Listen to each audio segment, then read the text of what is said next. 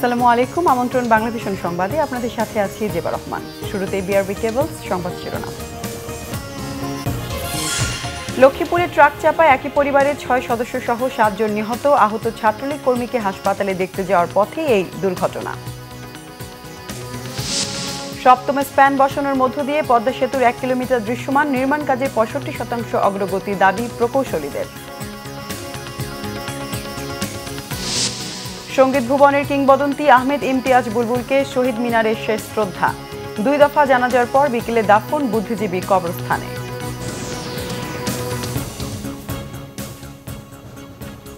দেখছিলেন BRB cables সংবাদ শিরোনাম। এবার বিস্তারিত সংবাদ।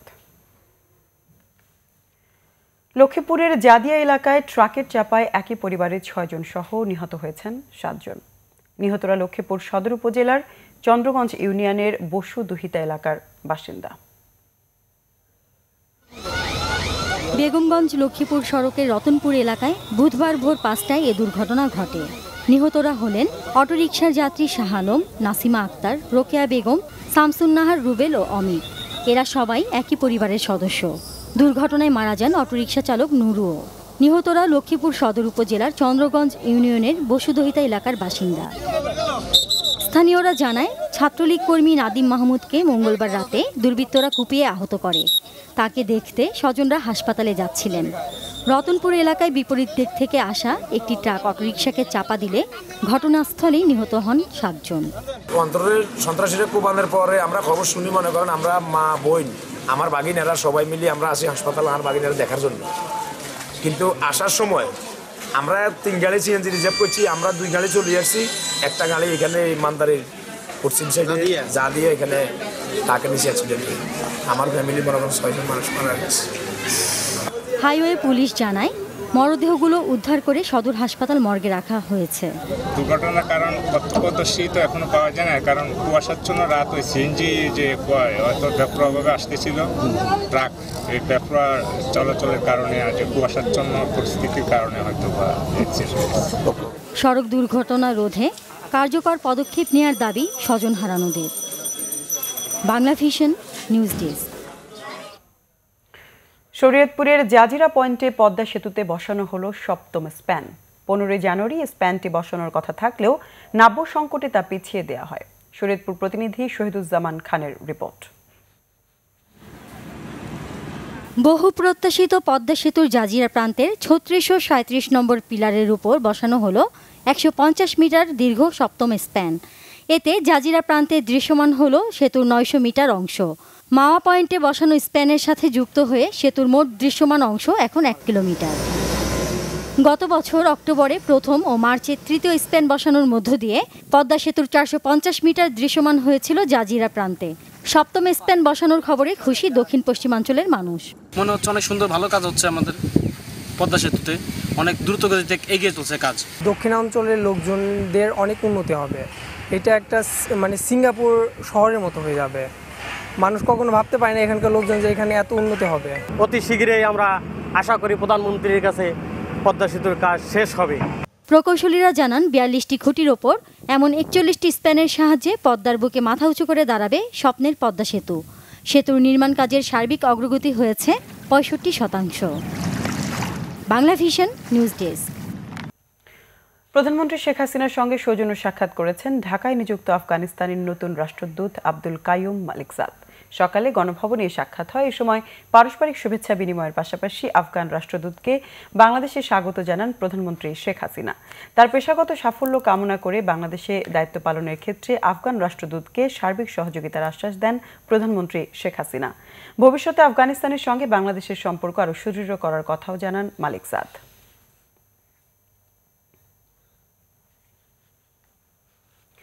কুমিল্লা 14 গ্রামে গাড়ি পোড়ানোর মামলায় বিএনপি চেয়ারপারসন বেগম খালেদা জিয়ার জামিন আবেদন 4 ফেব্রুয়ারির মধ্যে নিষ্পত্তি করতে নিম্ন আদালতকে নির্দেশ দিয়েছে হাইকোর্ট।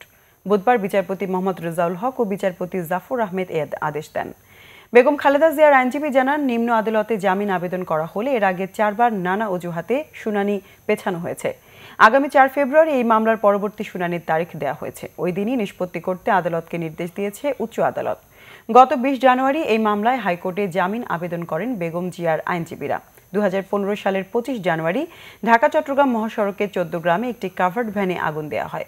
পরদিন 14 গ্রাম থানায় বিএনপি চেয়ারপারসন বেগম খালেদা জিয়া সহ 20 দলীয় জোটের 32 জনের বিরুদ্ধে বিশেষ ক্ষমতা আইনে মামলা করে পুলিশ। ঢাকা উত্তর সিটি কর্পোরেশন ও কিশোরগঞ্জ 1 আসনের উপনির্বাচনে আওয়ামী লীগের প্রার্থী 26 জানুয়ারি চূড়ান্ত হবে। দলীয় মনোনয়ন বোর্ডের সভায় তা হবে বলে জানিয়েছেন আওয়ামী লীগের সাধারণ সম্পাদক ওবায়দুল কাদের। রাজধানীর বিআরটিএর কার্যালয়ে সংস্থাটির কর্মকর্তাদের সঙ্গে বৈঠক শেষে সাংবাদিকদের প্রশ্নের উত্তরে এ তথ্য জানান তিনি। যাচাই বাছাই করে যিনি ওইসব এলাকার মানুষের কাছে জনপ্রিয় ও গ্রহণযোগ্য তাকেই মনোনয়ন দেওয়া হবে বলে জানান ওবায়দুল কাদের। এ সময় তিনি আরও বলেন, উত্তর সিটি কর্পোরেশনে মেয়র পদে নতুন করে মনোনয়ন দেওয়া হবে।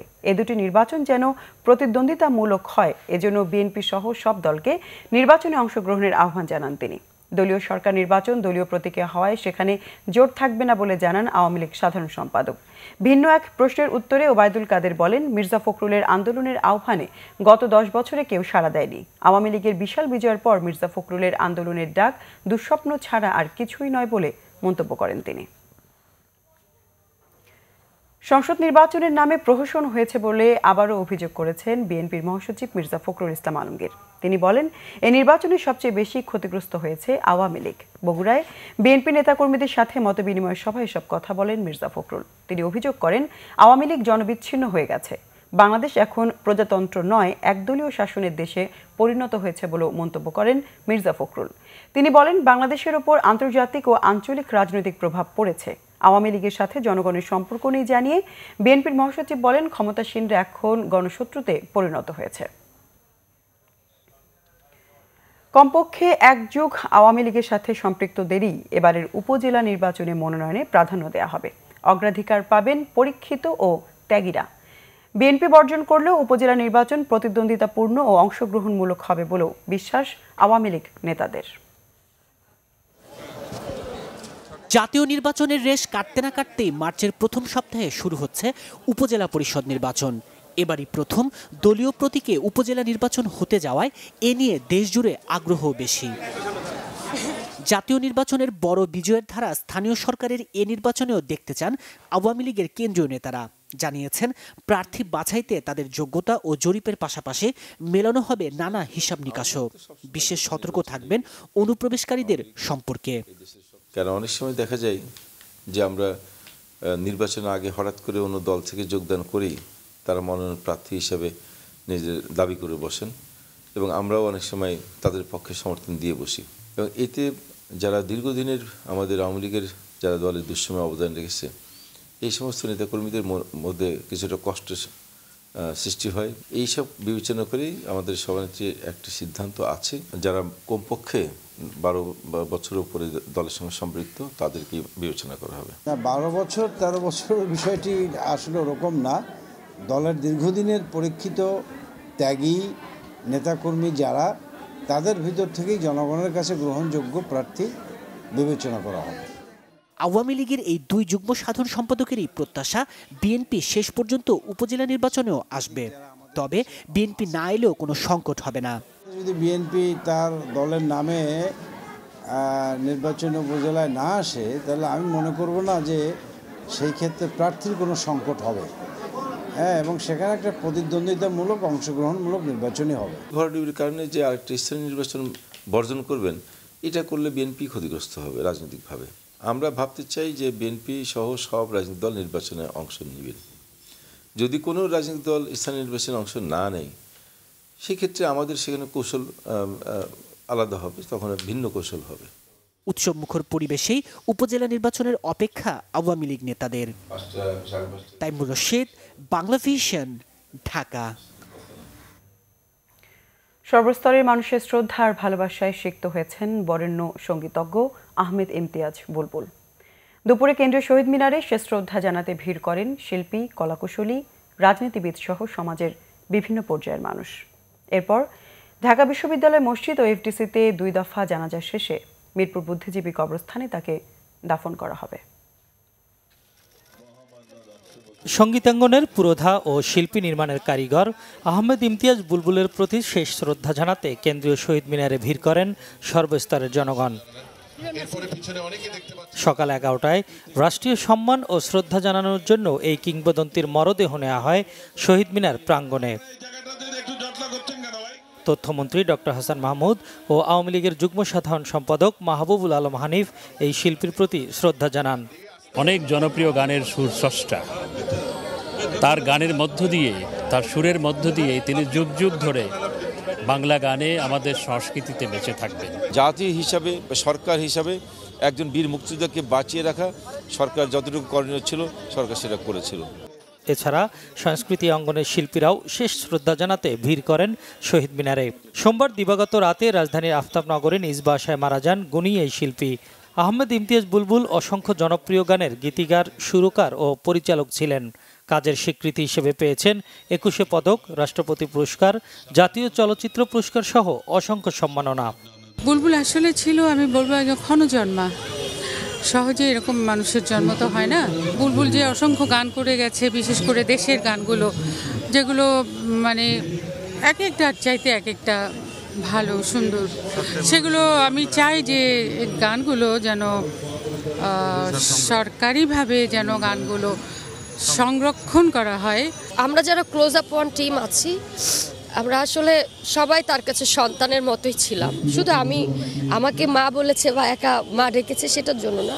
বাদ জোহর ঢাকা বিশ্ববিদ্যালয়ের কেন্দ্রীয় জামে মসজিদে হয় জানাজা। এরপর এফডিসিতে দ্বিতীয় দফা জানাজার পর মিরপুর বুদ্ধিজীবী কবরস্থানে চিরনিদ্রায় শায়িত হবেন এই বরেণ্য সুরস্রষ্টা। মিজানুর রহমান সবুজ, বাংলা ভিশন, ঢাকা। এ পর্যায়ে নিচ্ছি সিবিসি টাইলস সংবাদ বিরতি। সাথে থাকুন, ফিরে এসে থাকছে। এতদিন ব্যবসায়ী নেতা হিসেবে করা দাবিগুলো এখন মন্ত্রী হিসেবে বাস্তবায়ন করতে চান টিপু মুন্সি।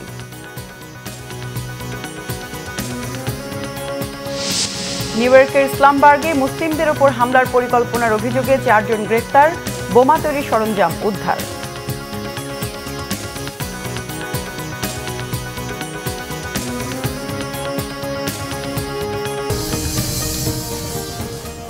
স্বাগত একবার বাংলা ভিশন সংবাদে।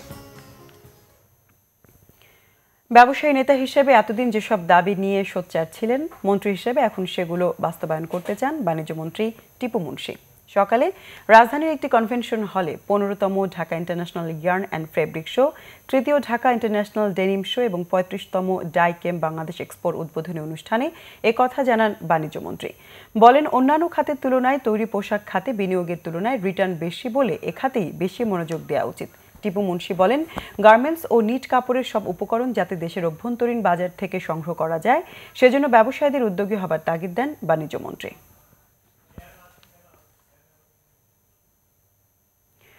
সিরাজগঞ্জে জাতীয় জুট মিলে ভয়াবহ অগ্নিকাণ্ডের ঘটনা ঘটেছে। সকাল 6:30টায় সিরাজগঞ্জের রায়পুরে জাতীয় জুট মিলের তাঁত সেক্টরে আগুন লাগে। পরে খবর পেয়ে ফায়ার সার্ভিসের 5টি ইউনিট 3 ঘন্টার চেষ্টায় আগুন নেভায়। এতে 1 কোটি টাকার ক্ষয়ক্ষতি হয়েছে বলে ধারণা করা হচ্ছে। তবে আগুন লাগার কারণ এখনও জানাতে পারেনি ফায়ার সার্ভিস। এদিকে ঘটনার তদন্তে প্রোডাকশন ম্যানেজার রফিকুল ইসলামকে প্রধান করে 4 সদস্যের একটি কমিটি গঠন এবং 3 কার্যদিবসের মধ্যে রিপোর্ট দেওয়ার নির্দেশ দিয়েছেন জাতীয় জুট মিলের প্রকল্প প্রধান ও মহাব্যবস্থাপক আমিনুল ইসলাম। আমিন জুয়েলার্স আন্তর্জাতিক সংবাদ এবার।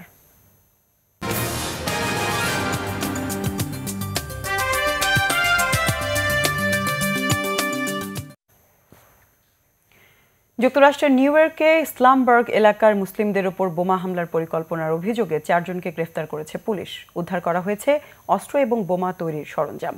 পুলিশ জানিয়েছে, স্কুলের সহপাঠীদের দেয়া তথ্যে হামলা পরিকল্পনার বিষয়টি নিশ্চিত হয়ে নিউ ইয়র্কের উত্তর পশ্চিমাঞ্চলীয় শহর গ্রিসে অভিযান চালানো হয়। আটক হয় অ্যান্ড্রু ক্রেসেল, ভিনসেন্ট ভেট্রোইমিলি, ব্রায়ান কোলেনেরি এবং 16 বছরের এক কিশোর। তাদের কাছ থেকে ঘরে বানানো 3টি শক্তিশালী বোমা উদ্ধার করা হয়েছে। পরে জিজ্ঞাসাবাদের ভিত্তিতে বিভিন্ন জায়গা থেকে 23টি আগ্নেয়াস্ত্র উদ্ধার করা হয়। তাদের বিরুদ্ধে হামলার পরিকল্পনা ও বিস্ফোরক তৈরির মামলা করেছে পুলিশ। 2017 সালে মুসলিম অধ্যুষিত ইসলামবার্গের একটি মসজিদে অগ্নিসংযোগ এবং 2015 সালে অস্ত্র নিয়ে হামলার জন্য 2 মার্কিনীকে কারাদণ্ড দিয়েছিল আদালত।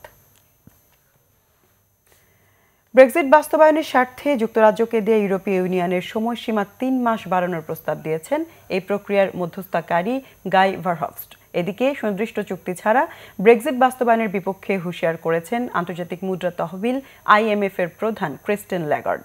প্রধানমন্ত্রী থেরেসা মের সাথে ব্রেক্সিট বিরোধীদের টানাপোড়েনের সম্ভাব্য অর্থনৈতিক অচল অবস্থার দিকে এগুচ্ছে যুক্তরাজ্য। এই সময়ক্ষেপণে ব্রেক্সিট বাস্তবায়নের সীমা 29 মে ঘনিয়ে আসায় যুক্তরাজ্যের পাশাপাশি উদ্বিগ্ন ইউরোপীয় ইউনিয়ন। তাই ব্রেক্সিটের পথ সুগম করতে যুক্তরাজ্যের প্রতি নমনীয় হবার অনুরোধ জানিয়েছেন ইউরোপিয়ান পার্লামেন্টের মধ্যস্থতাকারী গাই ভারহফস্টাড। তিনি জানান, বল এখন যুক্তরাজ্যের কোর্টে। মতভেদ সামাল দিয়ে ব্রেক্সিট বাস্তবায়নের স্বার্থে সময়সীমা 2 জুলাই পর্যন্ত বাড়ানোর পরামর্শ দিয়েছেন তিনি। এদিকে মতভেদের কারণে ইউরোপীয় ইউনিয়নের সাথে সুনির্দিষ্ট সমঝোতা ছাড়া ব্রেক্সিট বাস্তবায়ন হলে খুবই বাজে পরিণতির হুঁশিয়ারি দিয়েছেন IMF প্রধান ক্রিস্টিন ল্যাগার্ড। সেই সাথে বিশ্ব অর্থনীতির ধারণার চেয়েও ধীর গতিতে এগুনোর আভাস দিয়েছেন। ব্রেক্সিট নিয়ে 29 জানুয়ারি আবারও ভোট হবে যুক্তরাজ্যের পার্লামেন্টে। সংবাদ শেষ করব BRB কেবল শিরোনামগুলো আরেকবার জানিয়ে। লক্ষ্মীপুরে ট্রাক চাপায় একই পরিবারের 6 সদস্য সহ 7 জন নিহত। আহত ছাত্রলীগ কর্মীকে হাসপাতালে দেখতে যাওয়ার পথে এ দুর্ঘটনা। সপ্তম স্প্যান বসানোর মধ্য দিয়ে পদ্মা সেতুর 1 কিলোমিটার দৃশ্যমান। নির্মাণ কাজের 65% অগ্রগতি দাবি প্রকৌশলীদের। সঙ্গীত ভুবনের কিংবদন্তি আহমেদ ইমতিয়াজ বুলবুলকে শহীদ মিনারে শেষ শ্রদ্ধা। 2 দফা জানাজার পর বিকেলে দাফন বুদ্ধিজীবী কবরস্থানে।